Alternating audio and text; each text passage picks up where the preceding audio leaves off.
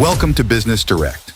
Let's dive into the fascinating history of one of the most influential companies in the world, Apple. We'll explore the life of its co-founder, Steve Jobs, a genius many consider a visionary, but also a controversial figure, often seen as the psychopath of entrepreneurship for his dark and contentious side. Get ready to uncover the truth behind the legend. Apple's story begins in a garage in Los Altos, California in 1976. Steve Jobs, alongside Steve Wozniak and Ronald Wayne, founded the company with a dream: to bring personal computers to every home. Jobs was only 21, but he already displayed unparalleled determination and vision. They worked tirelessly to launch the Apple I, a personal computer that would revolutionize the industry. The Apple I was sold as an assembled motherboard, not a complete computer, yet it was still a success. Jobs and Wozniak met in high school and shared a passion for electronics and computers. The Apple I was a reflection of this passion, built with parts they acquired in various ways, including selling Jobs' van and Wozniak's scientific calculator. The Apple I was a milestone, but the real breakthrough came with the Apple II. The true breakthrough came with the Apple II, launched in 1977. This computer not only established Apple as a force in the tech market, but also ushered in the era of personal computers.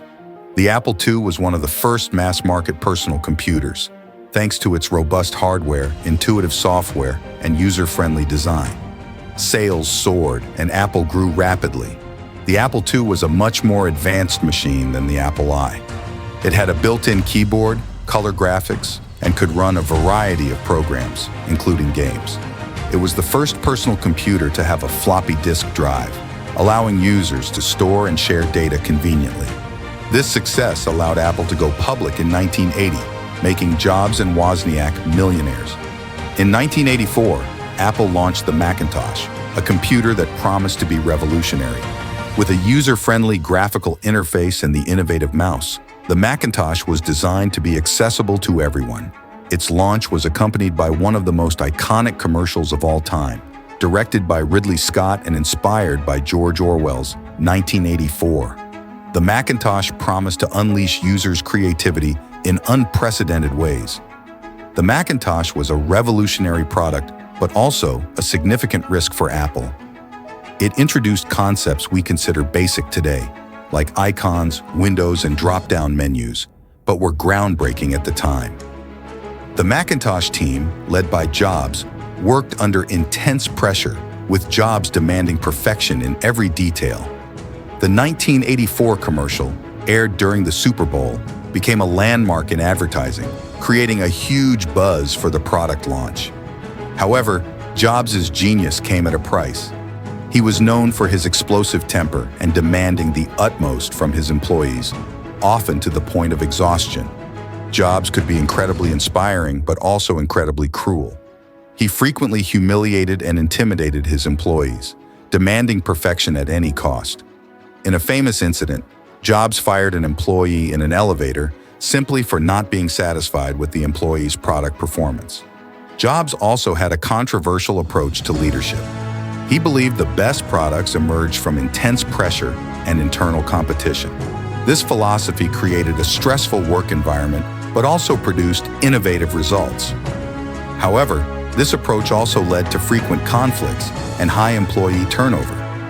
Many reported that working with Jobs was both inspiring and exhausting, an emotional roller coaster.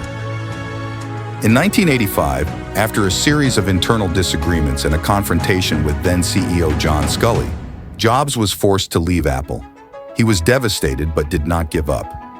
He founded Next, a computer company focused on the education and high-performance business markets. Although Next's products were technically advanced, they were not commercial successes. Meanwhile, Jobs bought a small animation division from Lucasfilm, which would become Pixar. Under Jobs' leadership, Pixar created Toy Story, the first fully computer-animated feature film, which was a huge success. Next produced computers that were considered too advanced for the market at the time, but the technology developed there had a lasting impact.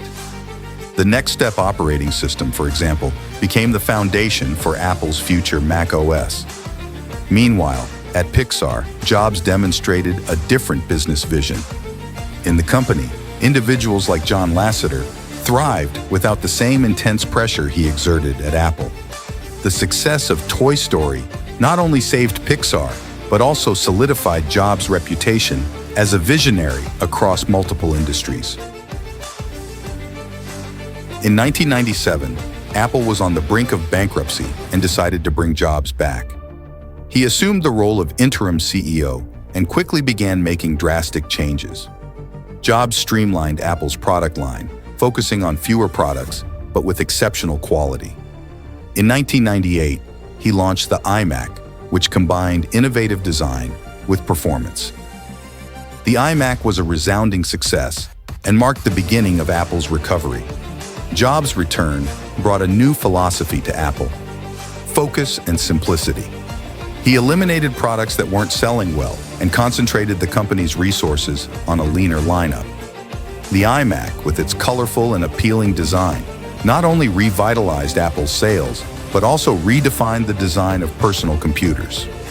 The success of the iMac was followed by other innovative products, such as the iBook and the Power Mac G4, each with its own impact on the market. With Jobs back at the helm, Apple launched products that changed the world: the iPod in 2001, which revolutionized how we listen to music; the iPhone in 2007, which transformed the mobile phone industry and created the modern smartphone; and the iPad in 2010, which opened new possibilities for portable computing. Jobs was a master at creating products that people didn't know they needed but couldn't live without. The iPod wasn't the first MP3 player, but its intuitive interface and integration with iTunes transformed the music listening experience. The iPhone combined a phone, an iPod, and an internet device into one, revolutionizing communication and media consumption. The iPad created a new category of devices, offering a more natural and intuitive way to interact with technology. Each of these products was enthusiastically received by the market and changed the way people connect, work, and have fun. Steve Jobs was a complex man. He could be incredibly visionary and brutally demanding at the same time. Many employees reported traumatic experiences, with Jobs often delivering harsh criticism and pushing them to their limits. On one occasion, he denied paternity of his daughter Lisa for several years until he finally acknowledged it. However, he was also able to inspire intense loyalty and dedication. Many of his closest employees claim that, despite his often difficult behavior, Jobs motivated them to achieve more than they thought possible. Furthermore, Jobs had a very clear vision of what he wanted and wasn't afraid to make unpopular decisions to achieve it. He canceled projects, fired people, and completely changed the company's direction several times. In a famous story, Jobs interrupted a design meeting to severely criticize the team for a minor detail in the iPhone prototype. His pursuit of perfection was relentless, but it was this same pursuit that resulted in high-quality products that captivated the world. Steve Jobs was diagnosed with pancreatic cancer in 2003. He battled the disease for several years, remaining at the helm of Apple and continuing to launch innovative products. In 2011, he permanently stepped away from Apple, and on October 5, 2011, Jobs passed away. His legacy, however, lives on. Apple remains one of the world's most valuable companies, constantly innovating and shaping the future of technology. Jobs left us with a legacy of innovation, but also with lessons about leadership, determination, and the price of success. He was a flawed genius, and it is this combination that makes him such a fascinating figure in the history of technology. Thank you for watching. If you enjoyed this video, don't forget to like, comment, and subscribe to our channel. Until next time, with more fascinating stories about the world of technology and innovation.